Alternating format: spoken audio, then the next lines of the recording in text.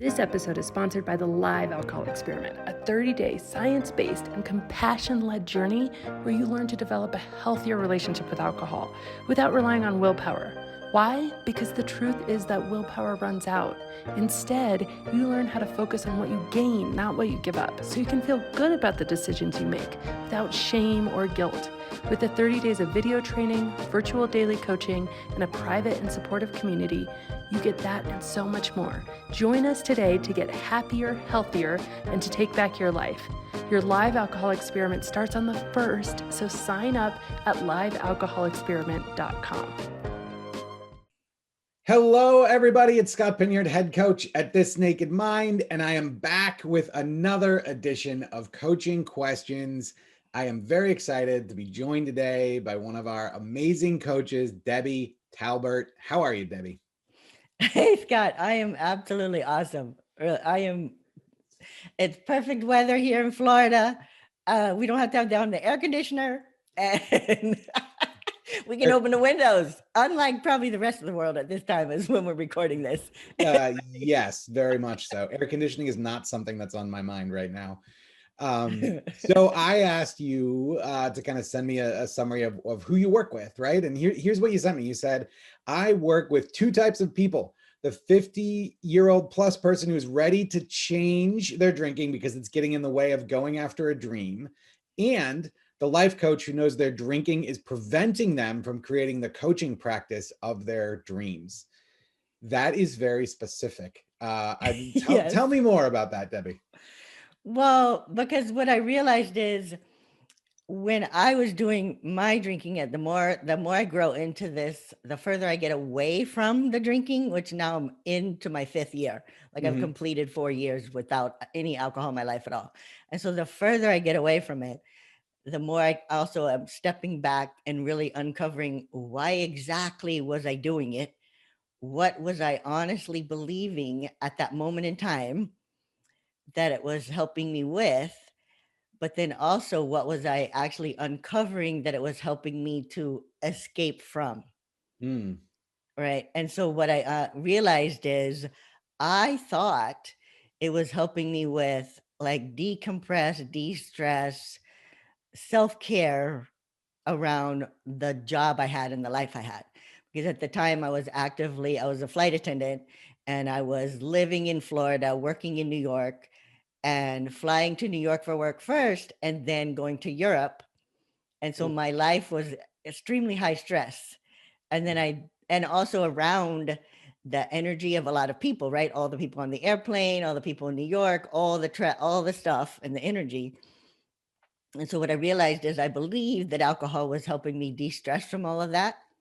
But what I also had was this dream of on the days I wasn't flying and while I wasn't flying was helping people in some fashion, because my zone of genius at work was the jump seat therapist, right? Like I would be in between whatever our jobs were on the jump seat, literally helping people alter their outlook, and people I would meet over and over again. And sometimes I wouldn't even remember their name, but they would see me again and tell me all the things that my conversation helped them change in their life. And I honestly wasn't remembering their name, but and at first I used to feel bad about it. And then I was like, well, I guess I touched them in some way.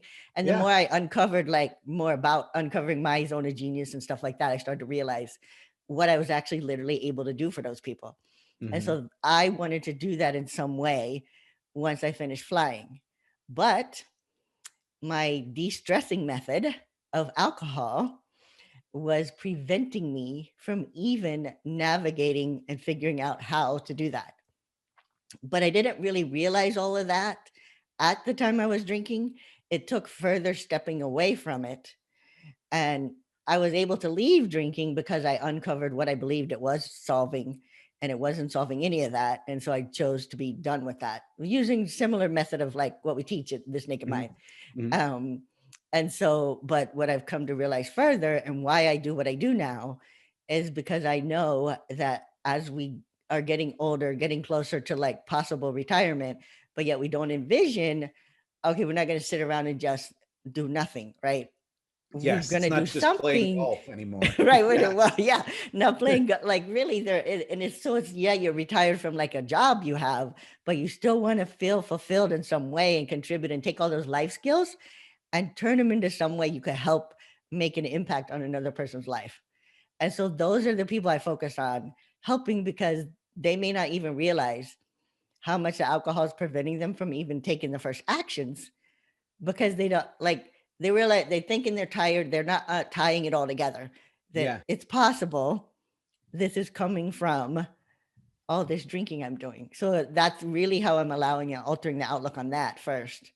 And then also help them alter the outlook on it's not too late Yeah. to actually do this. Cause I'm 63 and I'm doing it. So it's like, I so love anyway, that. I think that that point about not tying things together, um, well, I mean, I have plenty of experiences from my own life, when I was drinking, thinking about like, oh, well, I'm an anxious person, right? I just have anxiety, right? Whatever that particularly meant when I said it. But like I wasn't tying it together. I wasn't tying together that the depression I was feeling, the anxiety that I was feeling, the stress that I was feeling. As a matter of fact, I thought alcohol was actually helping those things. So I was doing a million other things to try to change that, right? Like I was yeah. really kind of pushing myself. But the moment that you start to see, oh, wait a minute, this thing is what's standing in my way.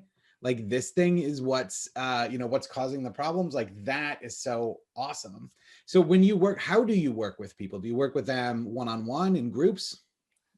No, what I actually do is I do have one-on-one coaching. And so I offer one-on-one coaching packages for people that really just want to focus one-on-one and really focus in on it. And I really work with people for a minimum of 6 months, because this is about uncovering and designing and creating and really, creating what you want beyond once you're like, I call it fly out Yeah, and of the drinking life, because I use all my flight attendant terms, right? And so sure. throughout this process, we're learning where is your actual closest exit, just like I did on the airplane. I We're love it. also learning when you need to put on your own oxygen mask, kind of thing, right? And so it's a minimum of 6 months. The other way I work with people is in masterminds.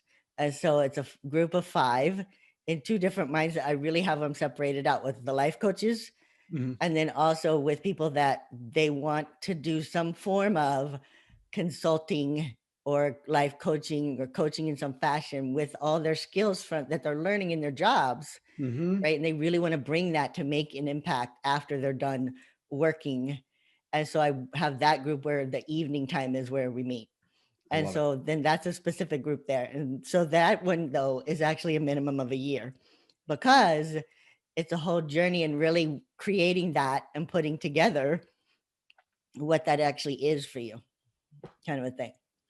I love So that. that's how I do it. I really, really like the minimums. I mean, now I work for This Naked Mind now, but like when I had my coaching business, I always had people asking me like, can we do this in like 2 months? Can we do this? And yeah, I mean, I guess we could like work through material, but what I always used to say is something kind of what you just said is like real change is going to take time. It's Yeah. not something you can force. I love telling them that up front. So that's really cool. Um, let's do some questions. What do you think? All right, let's do questions. I knew we were getting ready for this, and I'm like, I have to keep this one on track because I could just talk to you all day without Thanks. answering these. So let's read question number 1. Here it is. Hello, there are lots of things about the last 20 years of drinking that I don't like, but the biggest one I'm struggling with is this. I've been drinking for so long, I don't feel like I know myself. Who am I without my martini? Have you had people work through this in the past, and how has it gone for them? Exactly, right? That's exactly who, like, part of that is the rebranding of it really is who are you in this world now Yeah. without this? But part of the way that I like to help people first, because it's kind of like you're designing something, right? So you designed alcohol into your life, right? With the repeated habits and whatever. So now we're going to design it out.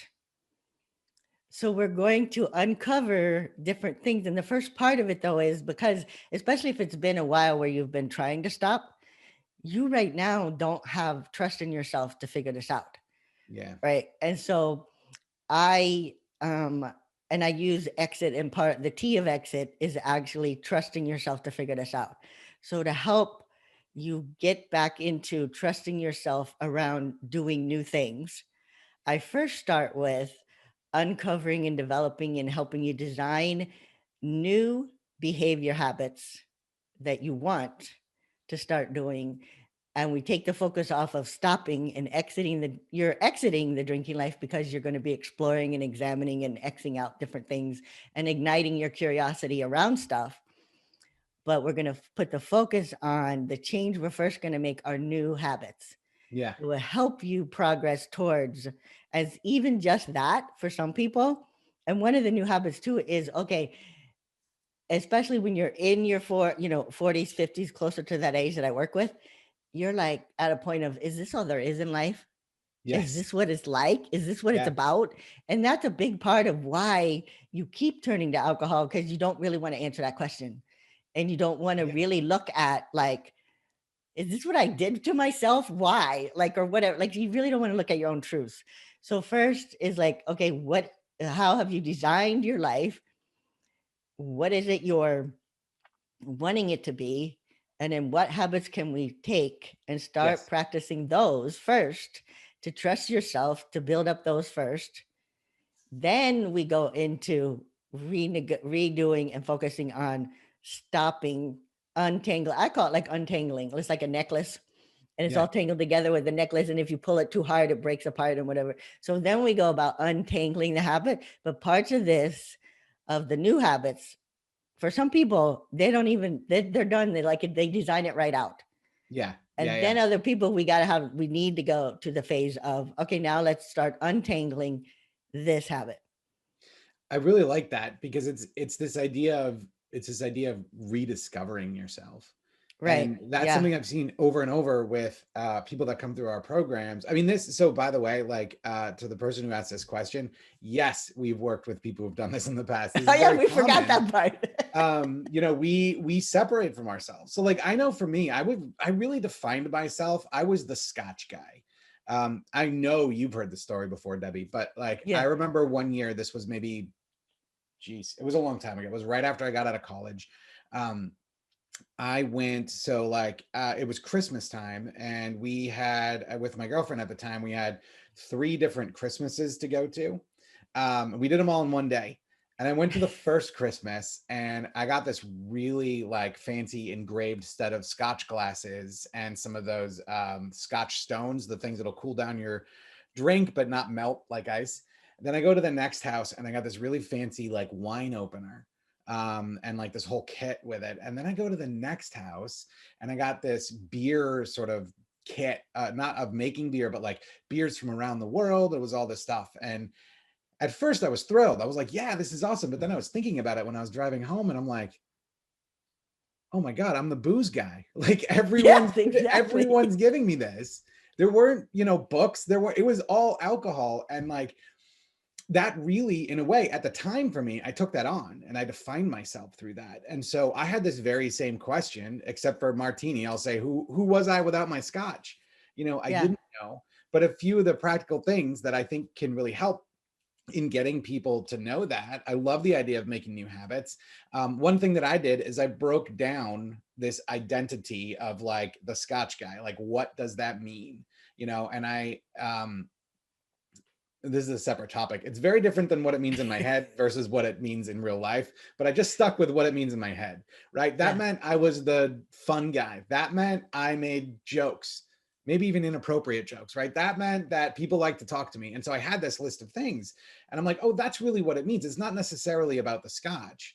And it turned out that, at least for me, and this isn't always the case, all of those things that the Scotch guy were actually me, like things I actually enjoyed. But that definition of me that defining myself as the guy standing there with a glass in my hand was just kind of clouding that for me. But when I spent some time looking at it, I was like, no, all of those things about the drinking me, I enjoyed, just not the drinking. And that was a huge help. But that That journey is something we all have to go through. And I Yeah. think this person said 20 years, but I think the longer you're drinking, the more work it's going to take to get to the other side of it and say, oh, this is where I'm happy. I think you like to call it designing your life, right? Yeah, right. And so it's more like what does that, but you see, you had designed for yourself, right? In that moment, this branding of I am the Scotch guy. And to Yes. you, right, that Scotch guy was the fun guy. Like you literally designed that kind of brand for yourself. And so Mhm. of course, when you're thinking, okay, this I can't keep doing this Scotch because I don't like how I'm behaving, what's going on in my life, Yes. of course you're going to resist letting go of Scotch Guy Yeah. because you believe Scotch Guy is so tied to all the things that's really you, Right. right? And so that's really part of what the first part is like what you're talking about, discovering who you are Yeah. again. And we don't, especially unless you're in the realm of massively doing self-development, personal growth or whatever, once you get out of high school and college, like when does anybody ever say to you, when was the last time you thought about who you are, discovering who you are? Yeah. Like, Right. or depending on what job you have, right? So some jobs, yes, that might be part of it. So it really does depend. Like so it could have been for this individual 20 years since the last time they actually even thought about who am I and what Yes. do I actually like to do? I just Yes. know that I am trying to get by life, surviving and doing the best I can. And so when you're telling yourself over and over you're doing the best you can, that also signals to your brain, okay, yeah, this is the best. This is it. Let's Yeah. stop even worrying about it. Let's have a drink. Yeah. And so you don't Yeah. even start. So you've stopped your brain with the message you sent it. And so it's literally that uncovering in that work. And that's why, like you said, that's why for me, it is a minimum of 6 months because this is there's a lot to it. And that's where the coaching with a person and asking the guiding questions and Yes. the different stuff is helping them alter their outlook on that. And that's also why Absolutely. it's awesome. Why I love that people are sending in questions, right? Because then we can like look at it and hopefully whoever sent that in will hear us, like, and give them some new ideas. Yes. Oh, that's awesome. All right, let's go on to question number 2. Here it is. 49 days alcohol free today and loving it. I'm starting to feel like there are a lot of things in my life that I want to change. Is this normal? Am I in the middle of a midlife crisis? And how do I work with it? There you go. It's a big one for you. Well, okay. So the first one, is it normal? Yes, it's normal, right? Because knowing how the brain is affected, right, with all the alcohol, and like what you talked about, where you thought the anxiety and the different things you were experiencing was coming from your life itself, but on top of it, how the brain affects it is affected by the alcohol. How the alcohol affects the brain is it causes a lot of that. You're like you lose your creativity ability, Mhm. you lose your ability to be present. You're increasing your anxiety, you're increasing your fears. And so when that's gone, then of course you have all this energy Yeah, of like, oh my God, this is life. It doesn't actually always suck. Like, yeah, right? Like, what am exactly. I going to do now? Kind of thing. So that's the first one. What was the rest? I don't remember the rest. Or what are your insights on the rest on that part? Like, Well, so yeah, I will totally agree that it's normal. And I think one thing I would add to that is, over years of drinking, we tend to make a lot of crappy decisions. And those crappy decisions have real impacts on our life. And a lot of times we stop drinking, there's clarity that comes out of like, oh, I don't want to do this. And it could be anything from like, I don't want to be in this job. I don't want to live in this house. I don't want to live in this city, like, whatever it right. is. Yeah. I hear this all the time. So it's totally, totally normal. The midlife crisis thing, I don't know if I can answer that. I don't know if it's midlife because again, like I see people of all ages go through this. I quit drinking when I was 35. That is, I hope, not a midlife crisis, right? But I felt the same thing, right? I felt that same energy. And it's kind of like what you described, Debbie. It's like, you get to the other side of this and you start looking around and you go, oh, this is amazing. Like there's so much stuff here for me to do. And now you have the energy and ability to do it and to focus on it. And to figure it out and navigate it. I mean, there's not a basically it's you're realizing, and especially at the what they say 47 45 47 days 49, in, yeah. right, you're realizing, yes, alcohol did lie to me, like, or not really alcohol, the marketing about alcohol lied to Yes. me. That's really Yes. what's happening. But so the last part of so that question, and I'm curious, I think we should both answer this because I think it's good. The last part of that question is, how do I work with it? how do you work with, okay, so this would be going about really what I personally, the book I actually personally like is The Big Leap, Yes. right? And so I would recommend with this energy, if you really want to figure out, like, I have all these things to change, but where is my zone of genius? Where would I be the happiest now with all of this, like, brain space I have, Yeah. this energy I have, and this ability to think clearly? And so I personally think that would be the best place to start. And then from there, you could figure out where do you want to go next, I personally. love, yeah, that's so good. I coach people through the big domino exercise, which a lot of times, like, the big domino for us is alcohol, but the secret behind the big domino idea is that there's always a big domino, right? Like, Yes, there's always there going to is. be. And so here's what this means, right? When I say the big domino, what I'm talking about, we've got a list of things. It sounds like this person has a list of things about their life that they want to change, that they want to make different in some way. Now, all of those different things are going to have different amounts of effort, maybe different financial impacts, different emotional impacts.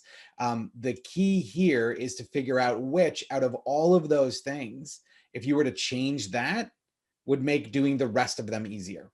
Right. So you can see how this applies to alcohol. That's obvious. But what isn't, I think, always obvious to people is that it applies to a lot of other things too. So, if you've got this goal to, like, to give you a ridiculously simple example, if you've got a goal to run a marathon and you've got a goal to lose 30 pounds, if you lost the 30 pounds first, running the marathon is going to be a lot easier. Right. And so that's the idea behind this. So what I like to suggest people do, and it's a really fun exercise, is to just sit down, give yourself some space, put on some music, and just think, all right, 5 years from now, here's what I want my life to be. And just write about it. Write about your relationships, write about your day-to-day, write about your finances, whatever comes to mind. And then figure out, okay, what are the things I need to change to get there? That gives you that list. Yeah. And it could be very long. I know mine was, I'm still working on mine. It's not over yet. Exactly. But it's very easy to look at that list and say, oh, well, if this thing was different, it really affects everything else. And that helps to give you an idea of, like, here's where I can start working. And then I can't recommend enough getting in touch with a coach to help do this. And here's why. This energy that this person is feeling right now, I love. I can feel it just, like, reading their question, which is awesome. Right. I didn't mention Yeah. there were 5 exclamation points after loving it. That question, by the way. But the idea of having a coach and what coaches do, and this is true in the alcohol journey as well as post-alcohol, you can get where you want to go on your own. That is absolutely possible. A coach is a shortcut, right? A coach can take a process that maybe would have taken 10 years and make it 1 year. And if you think about that for a second, like, wow, if I were to make the changes I want to make over the next 10 years in 1 year, what does that mean for the next year? And that's why having a coach, especially at this point in the journey, is so valuable, because you have the energy, you have the desire, right? You're right there right now. Right. So it's really kind of those two things of, looking at doing kind of that big domino exercise, but then also finding someone to coach you through it, to help see the things that you can't see so that you get where you want to go faster. Right. Like, in other words, like, helping you find, like, your exit might be in front of you, might be next to you, and it might be behind you, right? Exactly. Right. And Yes. so when you're the one in it, like, you have all this energy and you wanted to make the change, but you can't stand further back, right? And so the questions and the guidance of the coach is going to be what's going to help you uncover for yourself. Like, it's not really like the coach is not telling you the actions, but with the right guiding and the questioning, they're going to help you together uncover. And that's why I agree with you. Like, yes, you can do all this yourself. However, if you really want to speed it up and uncover the, like, with guidance and help and uncovering it quicker, the coach is an ideal way to go about it. Yeah, absolutely. I mean, I think back on my journey, and I was thinking a lot about what it would have been like. I didn't have a coach. I quit with the book, This Naked Mind. And so I read it once, and I did what Annie tells us not to do right in the beginning of the book. Like she says, take your time. And I was like, I'm not doing that. And so I read the whole thing in 2 days. And I was really excited. I got a big emotional charge off of it. But it wasn't enough time for me to actually like make the shift. So it was only the second time through that when I took almost 2 months to go through the book, and I would stop after each section and I would start writing about how it applies to me. And so I did that work over a 2-month time frame. I was able to quit drinking with that. That did give me the shift. But here's the thing, like it continued, like I continued to experience more and more shifts as I continued on my journey. And Right. I just think about like, man, if I'd had a coach, I could have done all of that in a much shorter amount of time. Yeah. Exactly. But this is why, like, yes, I'm now growing a coaching practice, right? But I have a coach. Yeah, same Because here. why would I mean, to me now it would be seem illogical to not have one, Yeah. because I honestly can't see what I can't see. Right. And especially when you're the one splashing around in the pool, drowning, and you can't even see it at all, even with this coaching skills and the training you have, you literally can't see it. Yes. So I know. yeah. It's so funny. I was struggling with something. We can move off this topic in a second, but I was struggling with something the other day. And I reached out to my coach about it, and I told her like, here's what's going on.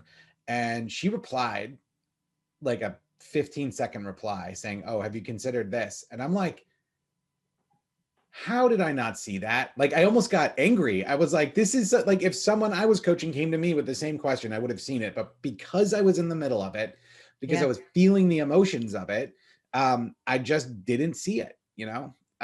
Anyway, coaches are awesome. Everybody get a coach. Right. But that's like with when my grandkids are watching me struggle with technology, and then they come over and go, oh, no, you just push that button. I'm like, okay, thank you. Like, okay, we can now move. Awesome. Well, we're just about out of time anyway. So I'm going to ask you the curveball question. Oh, Debbie. no. Are you ready? I don't Yes. let anyone know what this is ahead of time. I like to see the responses. So if you were to write a book about your life, what would you title it? Oh, God. Oh, wow. The journey of learning to live Flossom. Flossom? Did you say Flossom? Yeah, loving your Flossom self, your flaws and your awesomeness. So the journey of learning to live Flossom. That is totally good. You better write that book, because I think once other people hear it, they're going to totally try to steal it. They might. Like, well, because I do kind of say that with my clients. I'm like, yeah. Oh, so you want to live other than Flossom. Like, yeah. Well, so they know what it means, but that's anyway, so good. So really, that's really what I've been learning how to do. That's good. Love my flaws and my awesomeness. Please write that book, Debbie. Please. All right. Well, thank you so much. This was great. Thank you for taking the time to do this. It's always. I had a blast. And if people want to find out more about you and your programs, what's your website?